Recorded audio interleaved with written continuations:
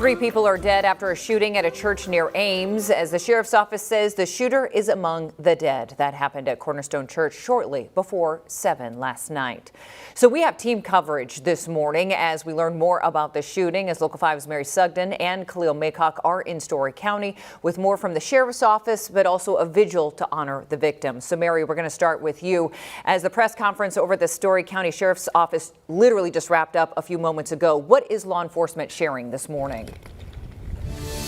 Yeah, Jackie, quite a lot of information coming out of this press conference, as you said, just ending a few minutes ago. First, we learned the name of the 2 victims as well as the suspect. Now, these victims, 22-year-old Eden Maria Montag and 21-year-old Vivian Renew Flores. Now, both of those students at Iowa State University. And we also learned the shooter, Jonathan Lee Whitlatch, 33 years old, out of Boone. And what we learned is that the shooting stemmed out of a domestic violence situation between the shooter and Eden. We learned that there had actually been calls of harassment and impersonating a public official just days before, something that Whitlatch had been charged with and released. And we know that he came to the SALT event. This was a youth ministry that these women were friends going to attend. And here's just a little bit of the timeline that we learned from the sheriff that what led up to this event. An Ames police commander who was attending an elders meeting at the Cornerstone Church heard the gunfire and responded to the parking lot of the church and arrived at the scene approximately at the same time the initial deputies arrived. At 6:59 p.m., a deputy on scene confirmed the shooter was down and had an apparent self-inflicted gunshot wound to the head.